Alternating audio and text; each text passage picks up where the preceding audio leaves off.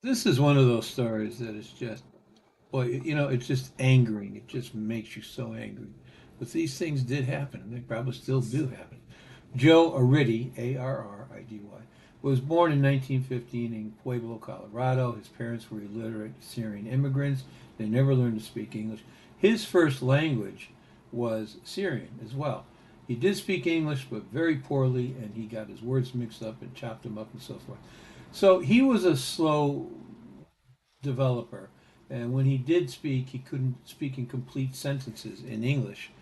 Um, some moron at the local elementary school told his parents, "Look, we don't need this kid here. We don't have the time, or just keep him home." His IQ was probably around 40. The child was, I don't know, who knows what the principal's was. I'm sure it wasn't too high either, but the boy's IQ was in the 40s. The child was eventually placed at the age of 10 into the state home and training school for what they called mentally defectives in Grand Junction, Colorado, where he lived there until he was a young adult. In his neighborhood where his parents lived, at school, well, virtually everywhere, he was mistreated. He was beaten up by his peers because he was slow, because young people can be very mean. He left the school and he hopped on a freight rail car. It left the city. This is at age 21. And he ended up in the rail yards at Cheyenne, Wyoming, which I have a photo. It's a huge rail yard. On August 26th, he was arrested. This is 1936. Was arrested for vagrancy after he was caught wandering around the rail yards with no purpose. He was probably living there. At the at the time, the county sheriff was George Carroll. He was searching for suspects in what was called the Drain murder case in Pueblo, Colorado, where Joe had suddenly leaped on a train and disappeared from the day after the attack.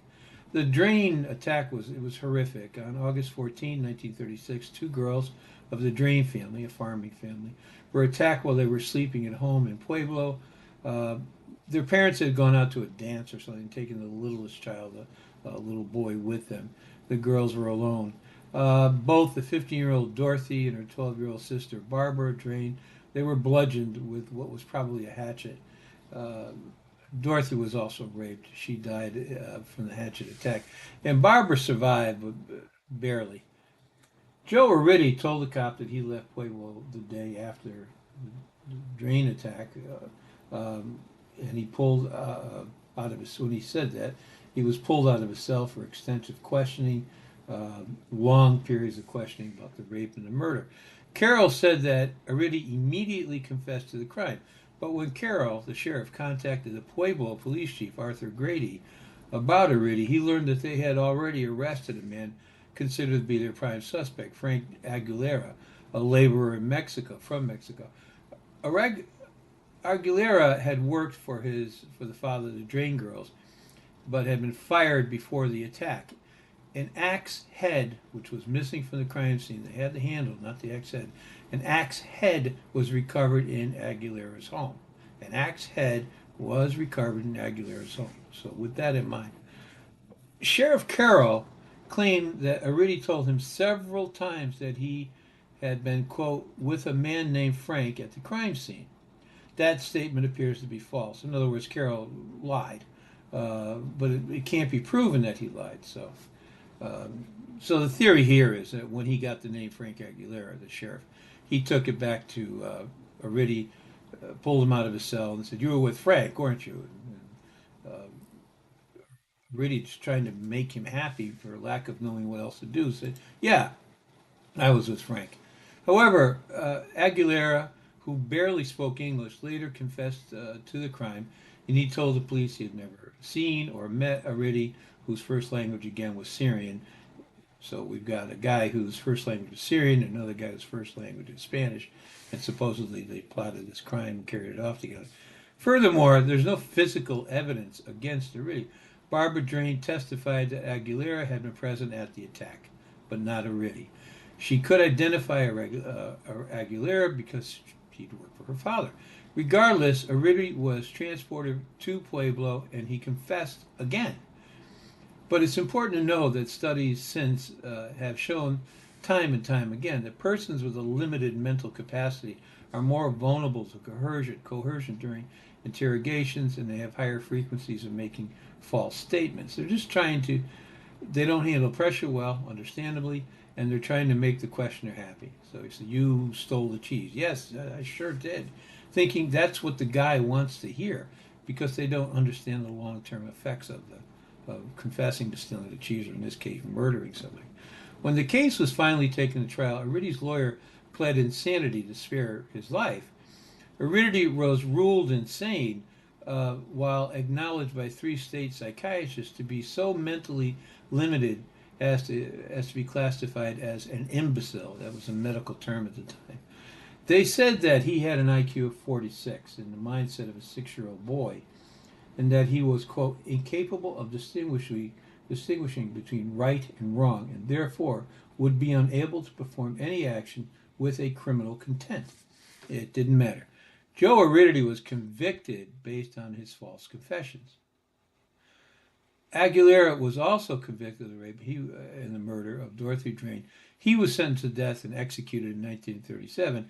He went to the chair on his last day saying Arridy had nothing to do with the case and they had the wrong guy and he should be let go. Arridy was sentenced to death as well. His attorney, Gail L. Ireland, who later became the Colorado Attorney General, took Arridy's case as defense counsel pro bono. After his conviction and sentencing, Arridy's conviction and sentencing, Ireland won a lot of delays for the execution because he was trying to build up to show this guy wasn't capable of what they said he was. And he did get the conviction. He was unable to get the conviction overturned, and he couldn't get a commutation on the sentence either. He petitioned the Supreme Court of Colorado, writing, quote, "Believe me when I say that if he is gassed, it will take a long time for the state of Colorado and her people to live down this disgrace." The court denied the petition, but by a single vote. Wow.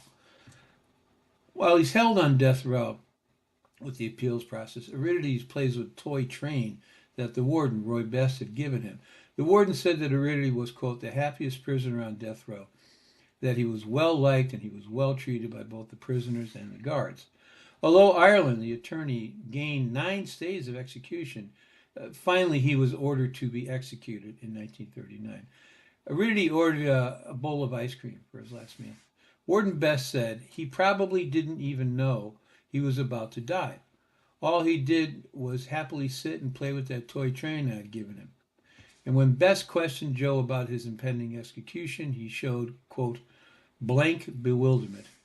When Best told him that he was about to die in the gas chamber, Joe replied to him with a broad smile, No, Joe won't die. Inside the chamber, he became nervous, and Best held his hand and reassured him.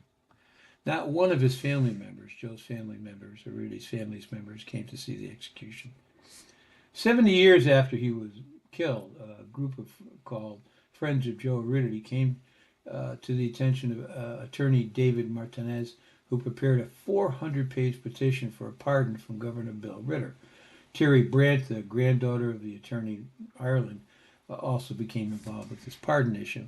In 2011, Joe Arridy received a full and unconditional pardon by Governor Bill Ritter. In June 2007, there was a dedication of a tombstone commissioned by the supporters to grant Joe a full pardon. They got him a stone for his grave near the state prison. Prisoners are usually buried without even markers. He had a marker, and then they got together more money and they built a tombstone for him.